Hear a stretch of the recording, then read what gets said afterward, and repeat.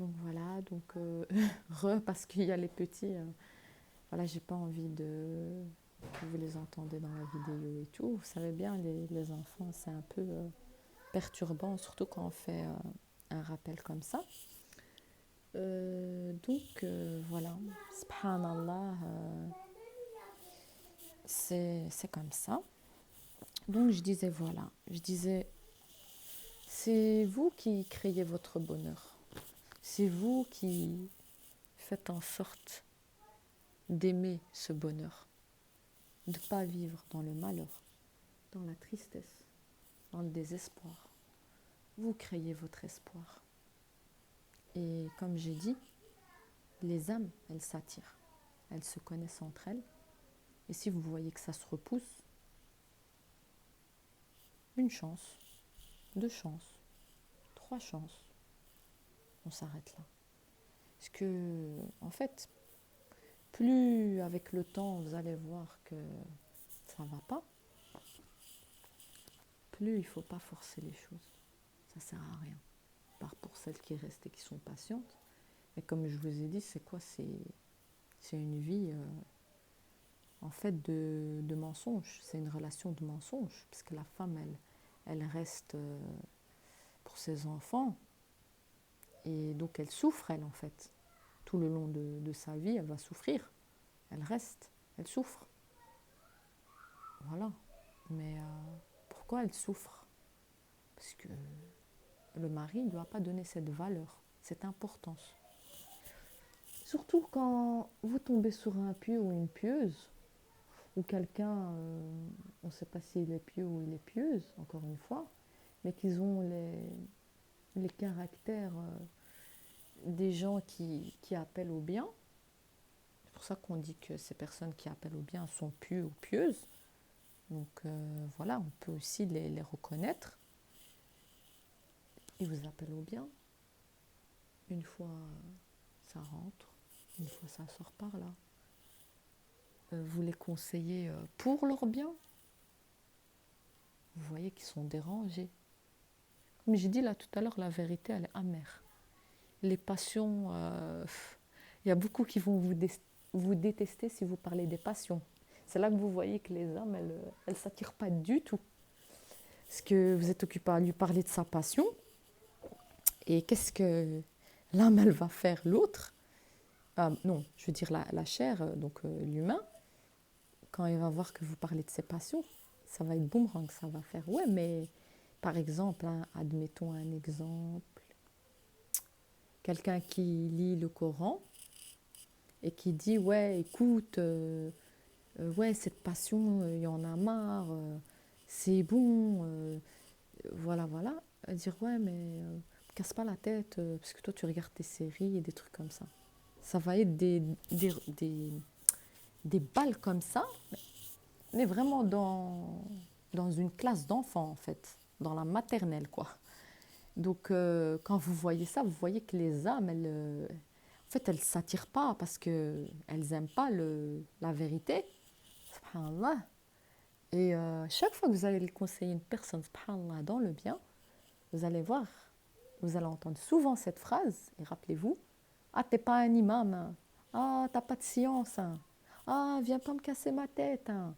Ah, mais tu t'es cru meilleur ou meilleur, homme ou femme, meilleur, hein.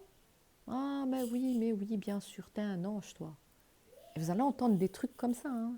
Il suffit juste que vous dites, par exemple, à une personne, ne bois pas de l'alcool ou ne fume pas, vous avez touché le point très sensible de cette personne. Ah oui, parce que son âme, ammaratu bissou, elle lui suggère les mauvaises choses. D'accord, hein? Dis pas à un garçon, oui, c'est pas bien, il ne faut pas sortir avec les filles. Dire, mets-toi de tes affaires. On entend souvent ça. Mais il faut dire en fait à ces personnes que ces affaires, c'est vos affaires. Donc les gens qui disent que ça ne regarde pas, qu'il faut se mêler de ses affaires, c'est pas vrai. Parce que alors pourquoi Allah, dans tout le Saint-Coran, il nous appelle donc à rétablir le mal, donc le mal par le bien. Donc quand vous voyez quelque chose de blâmable, il faut la rétablir. Et il y a trois sortes pour la rétablir. la main, la langue et le silence, je pense. Voilà. Faites vos recherches sur ces trois-là, hein, comme les trois caractéristiques de l'hypocrite. Mais voilà, ça dérange. La vérité dérange. Tu n'as pas de science, encore une fois. Tu ne peux pas parler sans science. Mais qu'est-ce que c'est la science? La science, c'est de dire « Qala Allah, qala ar-Rasoul ». Donc ça ne vient pas de vous. Vous n'avez pas «Ntaq ala al-hawa», comme il dit le prophète sallallahu alayhi wa sallam. La yantiqu ala al-hawa. Il ne parlait pas par le fruit de ses passions. Il parlait par ordre d'Allah. Mais vous, quand vous donnez un verset à une personne avec des preuves à côté, comment on peut vous dire que vous n'avez pas la science? Certes, vous devez apprendre la science, ça c'est sûr et certain. Mais quand vous savez une science, il faut le dire. Ne serait-ce qu'un mot, subhanallah. Donc est-ce qu'un verset du Coran, si vous le connaissez et vous savez l'expliquer, d'accord? Est-ce que c'est une science? Oui, c'est une science. Vous avez un bagage. Arrêtez de laisser les gens vous dire que vous n'avez pas de science, de vous attaquer avec ça et de vous dire que vous ne pouvez pas parler. Sur certains sujets, vous ne pouvez pas parler, que même les savants, ils ne parlent pas. Mais si vous connaissez bien votre sujet et que vous avez placé votre confiance en Dieu et que cette niya suivie de l'acte est pour un bien, que vous le faites, parlez. Parlez, car Allah dit, dites la vérité. Soyez sincères, soyez humbles et modestes. Il faut dire la vérité même si elle est amère. D'accord? Donc, c'est important, encore une fois. Donc, les tests pour voir les âmes qui se repoussent. Il suffit de parler d'Allah Azza wa Jal. Qala Allah, qala ar-Rasoul. Donc, les mécréants qui ne croient pas en Dieu, quand ils n'aiment pas qu'on parle de Dieu, ils vont dire « Ouais, mais ne me casse pas ma tête, moi, je ne crois pas en ton Dieu, et ti et ta. » Tu vois que là, son âme, déjà, lui suggère du mal. Elle ne prend pas la peine d'écouter, d'ouvrir l'ouverture d'esprit, de comprendre le message de la personne en face, qui est une bonne âme et qui veut donc lui donner une bonne énergie, en lui montrant l'existence de Dieu. Et c'est encore une fois pour son salut à elle, parce qu'il y a un jour des comptes, et que par amour pour son prochain, pour son frère, sa sœur en humanité, cette personne va parler de religion. Elle ne va pas se taire. Elle ne va pas dire oui, mais c'est pas grave, c'est un mécréant, je ne vais pas parler avec lui, je ne vais pas lui expliquer ma religion. Non, je garde ça pour moi, je suis avare. Il faut parler de votre religion, il faut être fier de votre religion.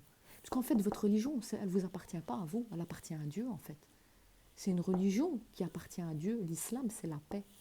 Donc, toute personne a l'autorisation d'apprendre, de savoir et de faire des recherches sur la religion.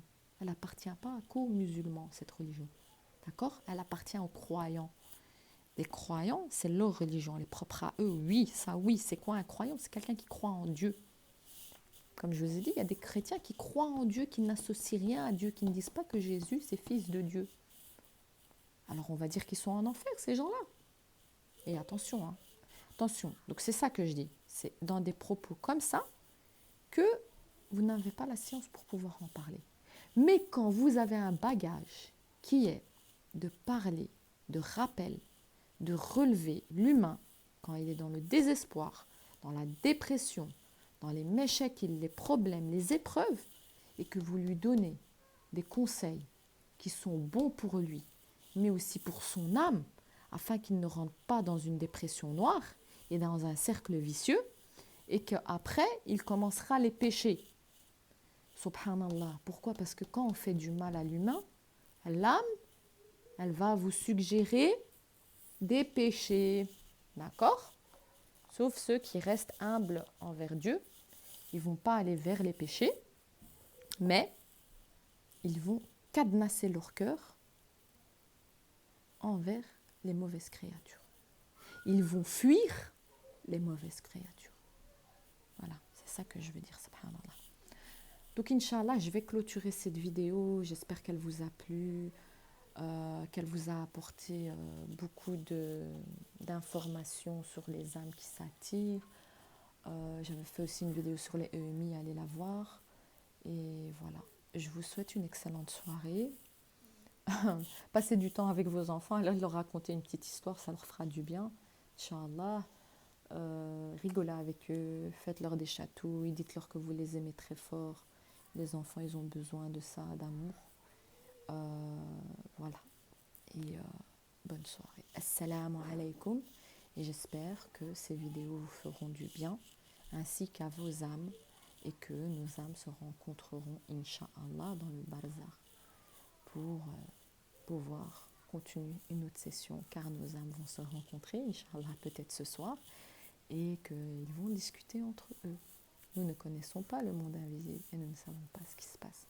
Mais dans vos rêves, vous pouvez avoir des informations qui font que vos âmes discutent entre elles. Assalamu alaikum wa rahmatullah wa ta'ala wa barakatuh.